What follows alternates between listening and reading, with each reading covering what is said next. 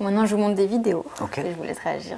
Samuel Etienne, une émission, une calamité. Il a cartonné en audience. Hein. Ah oui, ah bah oui. Record d'audience, Mais oui, record 2,6 millions. Record depuis décembre 2013.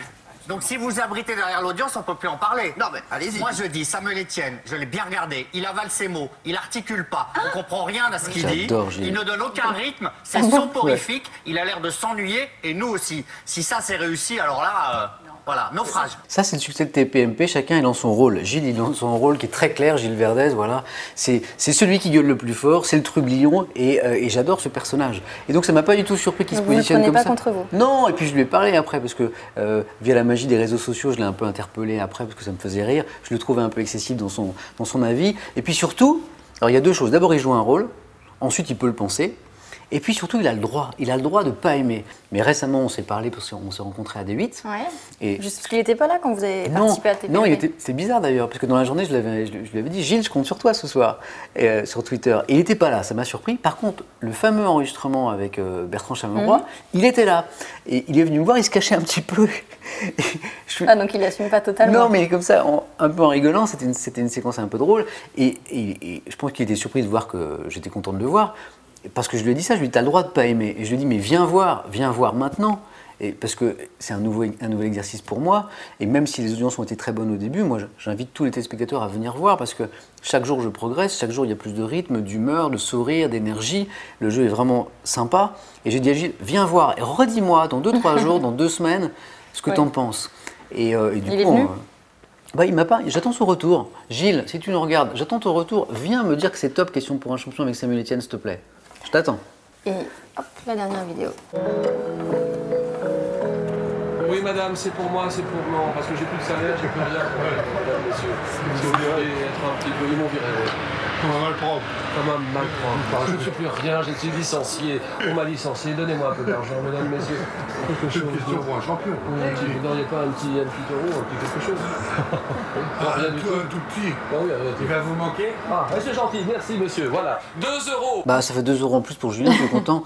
Non, plus sérieusement, qu'est-ce que vous voulez que je vous dise sur Julien? Est-ce qu'il n'a pas fait un petit peu trop après Bah, son en élection même temps, c'est pour ça qu'on l'aime. C'est-à-dire que si les gens l'ont autant aimé pendant 28 ans, s'il a porté ce jeu pendant 28 ans, parce que question pour un champion, jusqu'à ce jour, c'est pas Samuel Etienne, c'est Julien Lepers. Moi, j'ai un mois, Julien, il a fait 28 ans. Donc le succès de ce jeu jusqu'à ce jour, c'est lui. Ça tient à ça. Donc, il pouvait que réagir comme ça. Et puis moi, je l'ai eu au téléphone 2 fois très longuement après son départ de Question pour un champion. C'est pas du théâtre. Il est très triste. Ouais. Et il est en colère, parce que lui, pour lui, cette aventure, elle devait se poursuivre. C'est comme une histoire d'amour. Il y avait 2 parties, il y avait Julien et la chaîne, et puis il y avait une des 2 parties qui avait décidé que ça s'arrêtait. Notre dernier invité, Oui. Pierre Ménès, il vous a posé une question. Samuel, bonjour. Nous n'avons pas le bonheur de nous connaître. Et vu que j'ai appris que tu faisais beaucoup de marathons ou des conneries comme ça, je peux donc aujourd'hui t'affirmer que nous ne ferons jamais de sport ensemble. Une question, est-ce que tu es vraiment content d'être à Question pour un champion, ou est-ce qu'avec tout ce barouf, tu ne regrettes pas un petit peu? Sachant que tu vas me dire que c'est formidable et tout, le service public, formidable. Bon courage. Il a raison, c'est formidable. Bah non, bah la réponse, je l'ai donnée lors de l'interview. Le barouf, il est intéressant ce mot, parce que je m'y attendais, pas à ce point quand même. C'est-à-dire que je n'avais pas mesuré à quel point cette nouvelle surprenante, en plus en cours de saison, allait vraiment faire autant de bruit. Cette même séquence, il y a 10 ou 15 ans, ça m'aurait bien bousculé. J'aurais douté, je me serais demandé oh, mais est-ce que tu as bien fait? Aujourd'hui, j'ai passé 40 ans, je me rapproche des 45 même. J'ai 20 ans de carte de presse, et puis j'ai connu des hauts et des bas, comme tout journaliste, comme tout animateur dans sa carrière.